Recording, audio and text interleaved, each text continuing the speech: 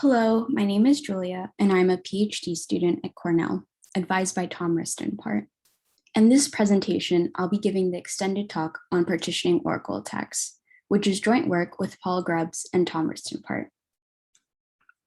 To begin, symmetric cryptography is a fundamental tool for cryptography and security. It's how we secure our modern communications over the internet, from HTTPS to messaging applications like Messenger and Signal, to video call applications like Zoom. And while the importance of symmetric cryptography has not changed over time, our view and understanding of what a secure scheme has. Initially, the security goal we targeted was confidentiality. But then the Partitioning Oracle attack in 2002 showed that systems really also needed authenticity. So our new goal became confidentiality and authenticity, which we achieved through what we called Authenticated Encryption, or AEAD. And this has since been widely adopted as a core symmetric primitive. What I'll argue in this talk is that we're again at a juncture where we need to evolve our definition of what a secure symmetric encryption scheme is. I'll be describing a new class of attack that we call the Partitioning Oracle Attack, and how it makes certain types of AEAD schemes that don't commit to their keys vulnerable. So while before we focused on just confidentiality and authenticity, now we might also want to add key commitment as a security goal to target. And we can do that through what we call committing AEAD schemes. I'll start by giving an overview of authenticated encryption in general. And for simplicity here, I'll ignore associated data. So here in this setting, we have a client and a server who share a secret key. The client wants to send an encrypted message to the server. So the client chooses a nonce and plain text message and encrypts the message using the secret key. Then the client can send the ciphertext to the server, which can now decrypt using its secret key to recover the plain text message. We expect from this that an attacker who receives the ciphertext will not be able to decrypt without knowing the secret key. Now, there are many popular AEAD schemes out there, such as AES-GCM and XALSA20 Poly 1305, among others. And they're really popular for good reason. They're efficient, standardized, and they have widespread library support. They also guarantee many security properties, such as confidentiality and integrity, as well as being proven chosen ciphertext attack secure. However, there's one security property that these AEAD schemes do not target, and that's robustness, or also called committing AEAD. Now, in a non-committing AEAD scheme, you can compute a ciphertext that can successfully decrypt under two different keys. So now in our setting, the client has two keys and the server still has just one. And while the client knows that one of its keys is being used by the server, it might not know exactly which one, but that doesn't matter here. The client can simply send the ciphertext that can decrypt under two keys, and the server, as expected, will still be able to decrypt it. So notice that there's no guarantee the sender actually knows the exact key the recipient will use to decrypt. And for the most part, robustness or key commitment has not been considered an essential security goal. Here's what we've known so far about non-committing AEAD. There are a few papers describing the various security definitions associated with key commitment, or also called robustness. Abdallah et al. And Farsham et al. First presented these definitions for public key encryption, and then later Farsham et al. Extended these definitions to AEAD. Grubbs et al. And Dotis et al. Later described how AES-GCM is non-committing and showed that you can construct a ciphertext that can successfully decrypt under two keys. Dotis et al. Also showed how this led to an attack of Facebook Messenger's message franking protocol. Importantly, the issues brought up with non-committing AEAD show that they affected message integrity, but not confidentiality. So the question is that given this background, are vulnerabilities stemming from non-committing AEAD just a niche issue? Well, the short answer here is no. And to understand why, I'll give a quick high-level overview of a partitioning Oracle attack and how it can be used to break confidentiality by recovering a password. Now in this setting here, we have a server with an associated password. The server accepts encrypted queries, which it then decrypts using a password-based non-committing AEAD scheme, so something like AES-GCM. The attacker wants to recover the server's password. To help with this, the attacker has access to a password dictionary, which they could have gotten from leaked password data. The server's password is a member of the password dictionary, although of course the attacker doesn't know which one it is. The attacker could make a single query for each password in the dictionary in a traditional brute force dictionary attack. If the server responds with some decryption error, then the attacker knows it's not correct. But if the server responds with success, then the attacker knows they have the right password. But password dictionaries can be large, and this technique could be prohibitively expensive, especially if the number of queries the attacker can make is bounded.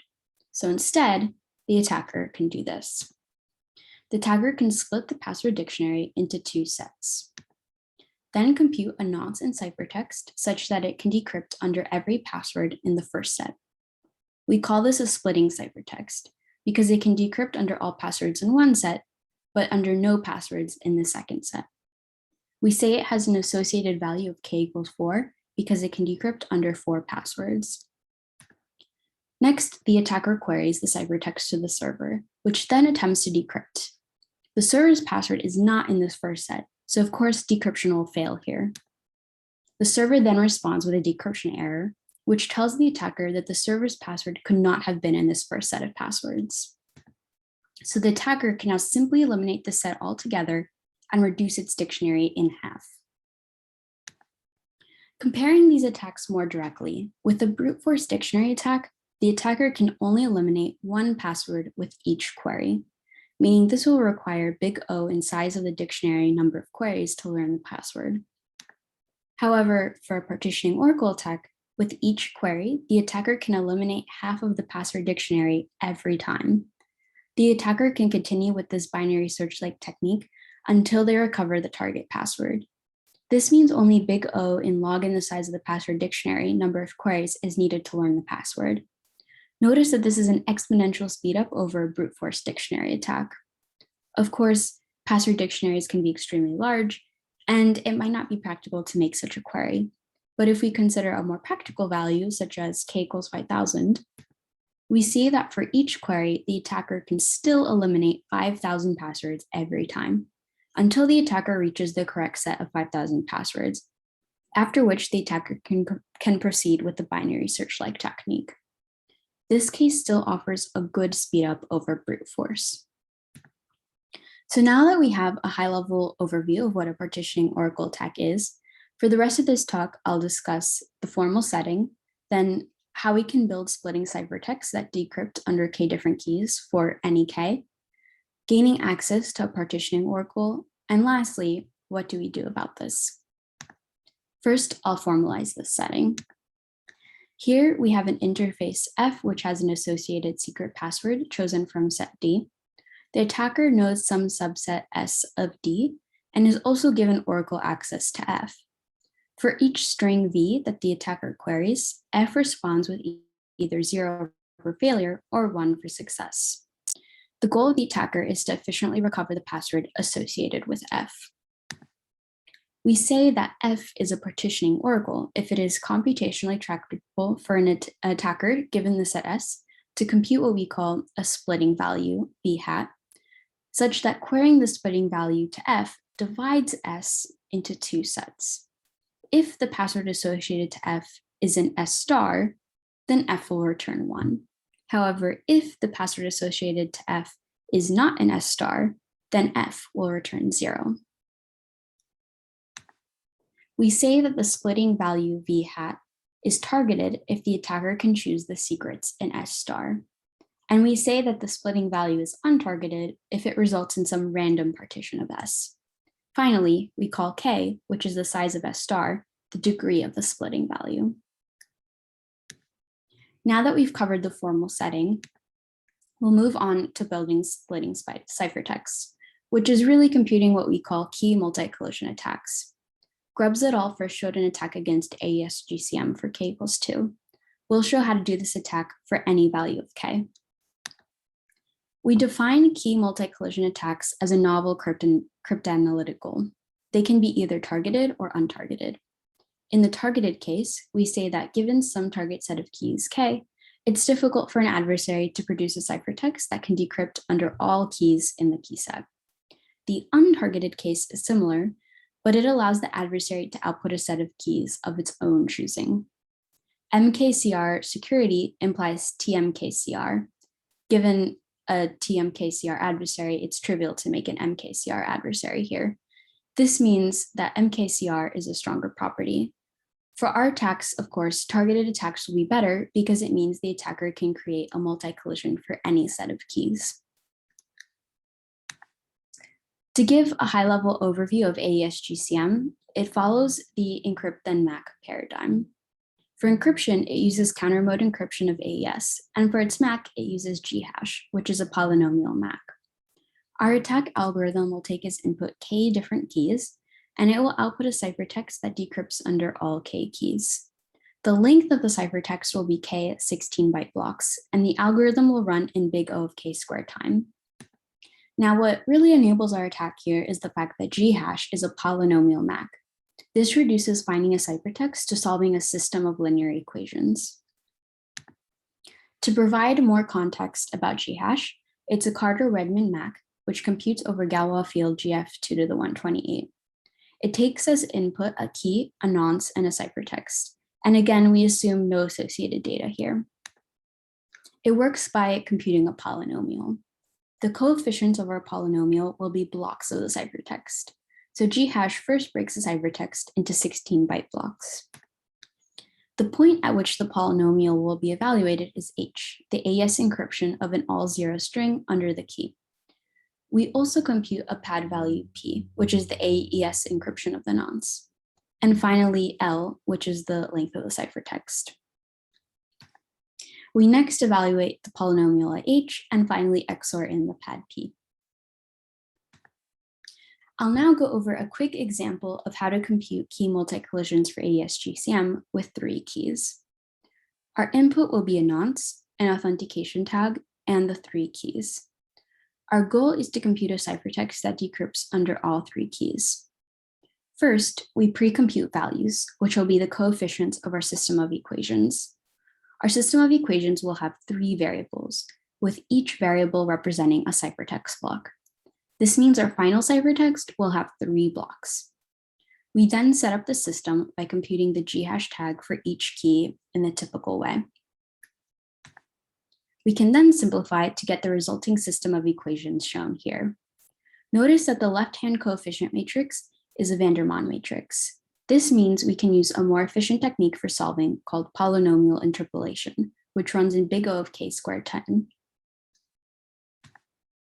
We implemented this algorithm using Sage Math and Magma and performed timing experiments on a Linux desktop. The results are shown in the table here. Notice that we were able to make a ciphertext that decrypts under greater than 4,000 keys in less than 30 seconds. I'd also like to point out that there does exist an algorithm that does polynomial interpolation in big O of k log squared k time, so it is possible to create multi-collisions much faster. In addition to AES-GCM, we found that XLOTS of 20 poly 1305, CHA 20 poly 1305, and AES-GCM SIV were all also vulnerable to key multi-collision attacks. However, these attacks are more complex and less scalable than those for AES-GCM. Now that we've covered key multi-collision attacks, I'll move on to covering how we can get access to a partitioning oracle. In other words, where do partitioning oracles arise? So Shadowsocks is an encrypted proxy for TCP UDP traffic based on SOCKS 5. It is a popular tool for censorship resistance that's widely used in China and is even used by Google Jigsaw's outline VPN tool. I'll show how we can efficiently recover passwords from Shadowsocks servers using partitioning Oracle attacks. But first, I'll begin by giving you an overview of how Shadowsocks works. And for this talk, we focus on UDP. To allow the attack against TCP would require solving a multi-collision ciphertext for smaller than a block, which is an open problem.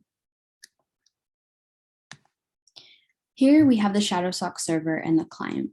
Ultimately, the client wants to query some other destination, but for some reason can't on its own, perhaps because of censorship. So the client relies on the Shadowsocks server to act as a proxy. They both share a password, which will enable them to encrypt their communication. First, the client derives a session key from its password. This protocol also uses a salt, but for simplicity, I ignore it here. Then it needs to encrypt the payload it wants to send, as well as the destination it wants to send this to.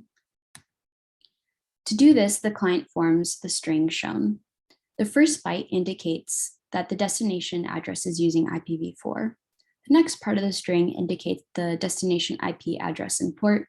And finally, the remaining part of the string is the actual payload itself. Next, the client sends the ciphertext to the Shadowsocks server. Now, the server derives the session key itself and tries to decrypt the ciphertext. If decryption fails, the server silently drops the invalid request as a countermeasure. Looking forward, since partitioning Oracle attacks do rely on detecting decryption failure, this will make our attack a bit harder to execute.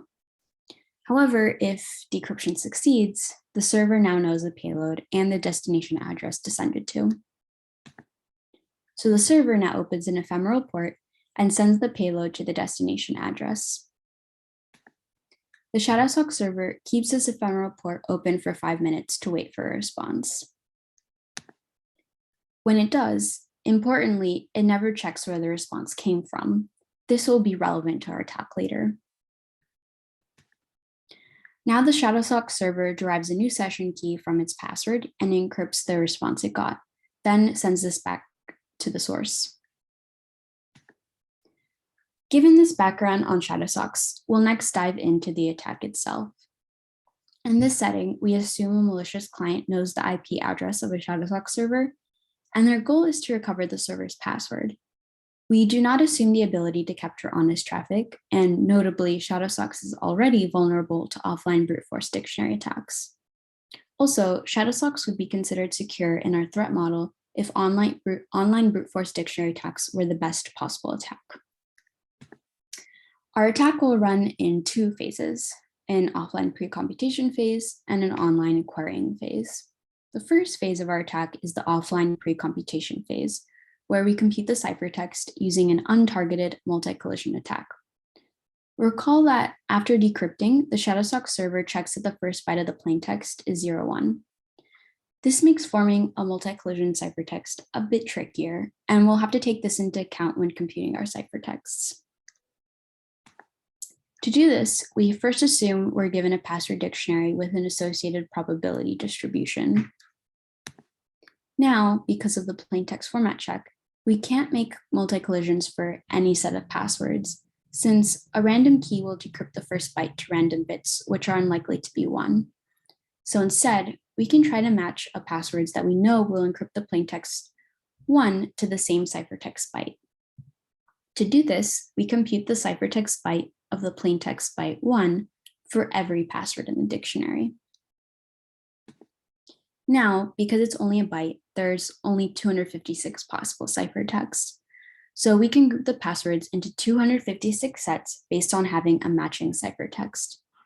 So for example, here, all passwords that encrypt the string 1 to the ciphertext that is the all 0 string will be put in set k sub 0. Now we need to choose which of these password sets we want to compute a multi-collision for. We can choose the set k sub I that has the maximum aggregate probability under the probability distribution for a size k subset. And because of UDP packet size limitation, we can have at most k equals 4091 passwords to form a multi-collision. Finally, once we've chosen the set of 4091 passwords, we compute the MKCR ciphertext, except we fix the first block with the correct byte as a constant. This ciphertext will have 4092 16-byte blocks. Now we can enter the querying phase of the attack and send the computed ciphertext over to the server. The server will attempt to decrypt the ciphertext. Again, if decryption fails, the server will just silently drop the ciphertext and do nothing. However, if decryption succeeds, the server will open an ephemeral port and forward the payload to the destination address. So now at this point, the attacker needs to figure out a way to detect whether the ciphertext was decrypted or not. Obviously, the server didn't say anything directly to the attacker, but it did open this ephemeral port, and very conveniently for the attacker, the server is not checking whether a response to the port itself came from the intended destination. So if the attacker could just send something to the correct port, then the server will register this as a response and send this back to the attacker. And then the attacker would know whether decryption succeeded. Well, how does the attacker know which random port the Shadowsocks proxy server opened?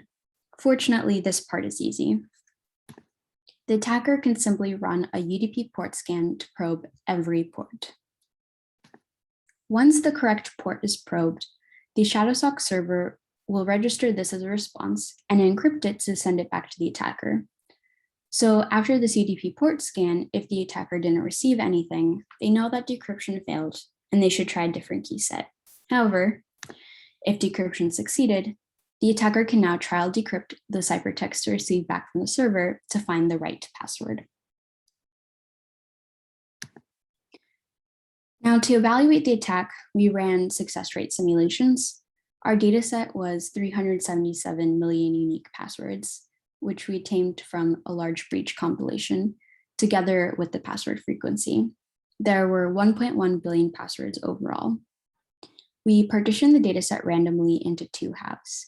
One set is a training set used by the attacker, and the other is a testing set used as the empirical distribution for sampling a target password. The maximum success rate achievable is 70% because some passwords in the test set are not in the training set. We compare the Partitioning Oracle Attack, which has associated value of k equal 4091, to a brute force dictionary attack, which has an associated value of k equals to 1. Shown in the graphs below are the results of these simulations. The graph on the left shows the number of queries versus the success rate for each attack. The graph on the right shows the bandwidth in gigabytes versus the success rate. So overall, the Partitioning Oracle Attack outperforms the brute force attack for all query budgets. The Partitioning Oracle Attack does require more bandwidth for a single query, 65,000 bytes versus 68, but we found that for success rates above 25%, the Partitioning Oracle Attack requires a less total bandwidth than brute force, mostly because it requires far fewer queries. We also implemented a proof of concept of the attack. For our malicious client, we used a Linux desktop for the pre-computation phase and an Ubuntu EC2 micro instance for the querying phase. For the Shadowsocks server, we used another EC2 instance running Go Shadowsocks 2. Our pre-computation phase took 33 hours to find 200 password sets and 92 minutes to compute 200 TMKCRI ciphertexts. For finding these 200 password sets, it requires encrypting a byte for every password 200 times. And since our dictionary has 188 million passwords, this is a total of 188 million times 200 encryptions.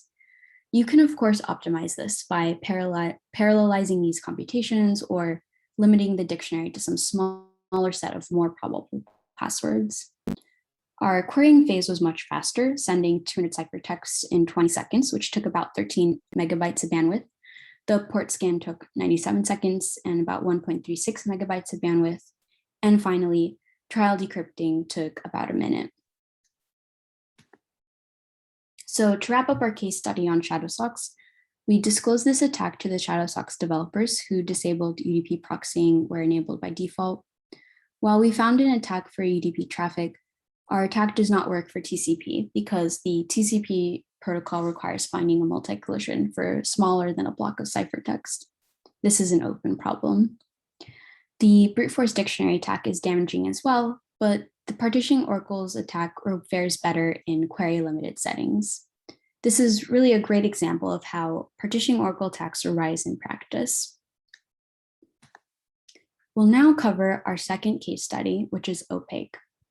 OPAQUE was selected by the IETF CFRG for standardization. It's meant to replace existing password authentication protocols on the web.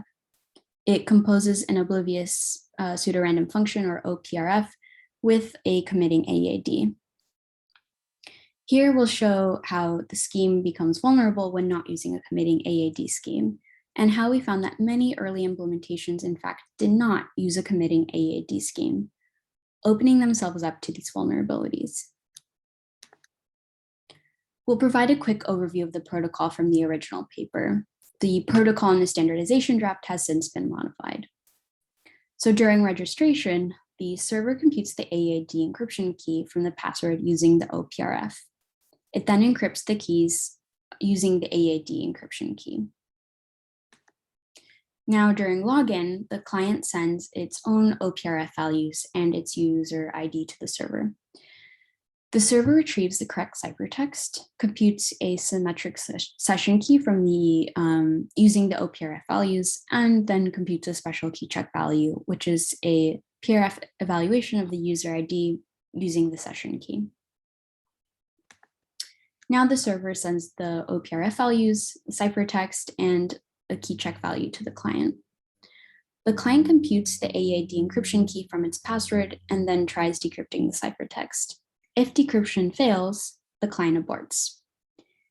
Next, the client computes the session key, assuming that decryption succeeded.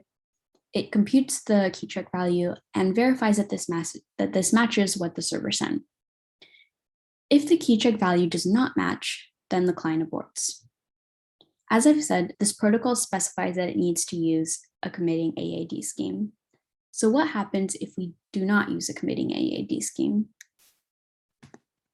Well, we can build a partitioning Oracle attack here. Unlike the Shadowsocks attack, where the attacker posed as a malicious client, in this attack, the attacker impersonates a server, and the goal is to recover the password from some honest client. So here the attacker computes a key multi-collision ciphertext and then chooses some OPRF values and a random key check value to send to the client. The client uses its password to derive the AED key and tries to decrypt the ciphertext. Notice that there are two places in the protocol where the client might abort. The first abort tells the attacker that decryption failed, and the client's password wasn't in the set of passwords the attacker was checking, while the second abort tells the attacker that decryption succeeded and the password was in that set. So we will get a partitioning oracle here if we can distinguish between these two aborts. For instance, if an implementation were to emit distinct errors, this would make it very easy for an attacker to determine whether a particular splitting ciphertext was successfully decrypted or not. Now, it's important to note that the OPAQUE protocol does make clear that a committing AED scheme should be used, which would prevent this attack and make all of this a moot point. However, when we looked into early implementations of OPAQUE, we found that many did not do this. Here we have a summary of these early library implementations. We found that 5 out of the 9 implementations used a non-committing AED scheme, despite the OPAQUE author's specifications. A third of the implementations opted to use the libsodium default AED scheme, which is non-committing and is XOLSA 20/1305. And importantly, 3 out of 5 of the vulnerable implementations emit distinct explicit error messages during decryption. As we noted, this would make the attacker's job very easy in determining whether a splitting ciphertext was successfully decrypted or not. But of course, the question is then, is the attack still possible even without these distinct error messages? The short answer is that we found that a timing channel from an early abort could be exploitable. More specifically, to measure this, we used the OPAQUE implementation libsphinx and performed timing experiments on a MacBook Pro with a static 1 megabyte ciphertext. We timed 1,000 trials each of the decryption failure versus the key check failure. To measure we found that the median and mean time for the decryption failure was 119 milliseconds, and the median and mean time for the key check failure was 124 milliseconds. So this shows that remote timing attacks could be feasible, though more queries could be necessary to reduce noise. To measure the efficacy of our attack, we again performed success rate simulations. The graph on the left shows the number of queries versus the success rate for various values of k, which is the number of passwords we can check for each query. It shows that, unsurprisingly, the greater the value of k, the greater the success rate we can achieve with fewer queries. More specifically, the table at the right shows the maximum total bandwidth and the number of queries needed to guarantee a 20% success rate for various values of k.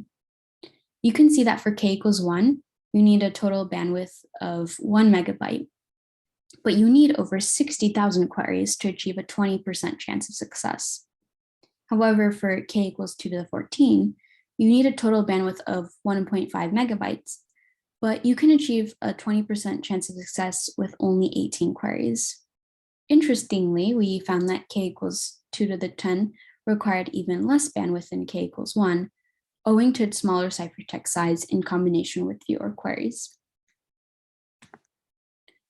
The opaque internet draft has been updated and now specifies an ad hoc committing AEAD scheme. In summary, this is an interesting case study that shows how partitioning Oracle attacks could have arisen in this setting.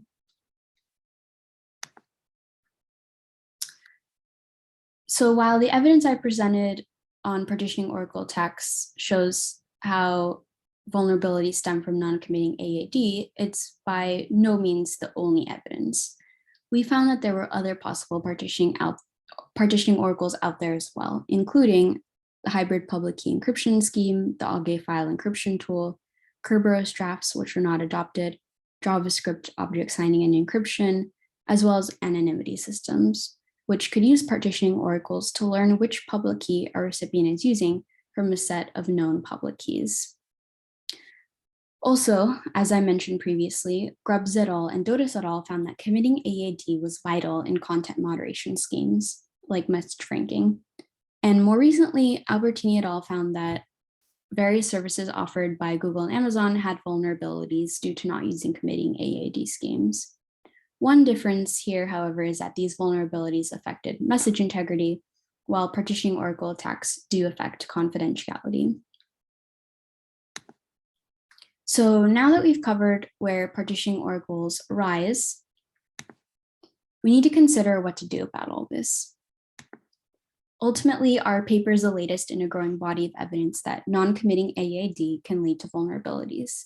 This tells us that we should transition to using committing AEAD as a default.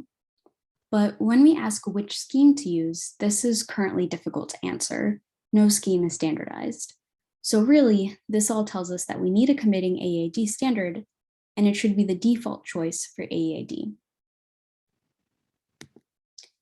To conclude, we described partitioning Oracle attacks, which exploit non-committing AEAD to recover secrets. We talked about how widely used AEAD schemes are not committing, and we showed that partitioning Oracle attacks can be used to recover passwords from tools and protocols used in practice. Finally, our recommendation is to design and standardize committing AEAD for deployment. If you have questions or want to learn more, I have my email on the slide, as well as a link to the full version of the paper. And I would like to thank my co-authors, as well as those who provided helpful feedback on our paper. Thank you for your time, and I look forward to answering your questions.